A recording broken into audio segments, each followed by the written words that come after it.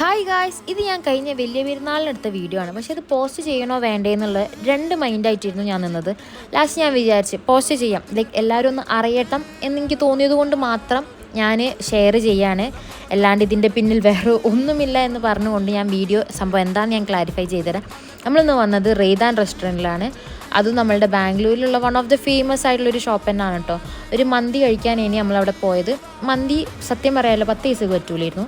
എന്താ പറ്റിയെന്നല്ല, സാധാരണ അവിടുത്തെ ഫുഡൊക്കെ നല്ല ഫുഡായിരുന്നു ഉണ്ടാവില്ല. ഇപ്രാവശ്യം പെരുന്നാളായതുകൊണ്ട് കുറേ സ്റ്റാഫ് കുറഞ്ഞതാണോ എന്താണെന്നൊന്നും എനിക്കറിയില്ല. റൈസും പോരായിരുന്നു, അതിൻ്റെ എന്താ പറയുക ചിക്കനും പോരായിരുന്നു, അൽഫാമും പോരായിരുന്നു, മയോണൈസ് ഒന്നിനും പറ്റില്ല. എനിക്ക് പിന്നെ പേടിയാവാം മയോണൈസ് കഴിക്കുക. പിന്നെ ഞാൻ അത് അധികം കഴിക്കാനും നിന്നില്ല.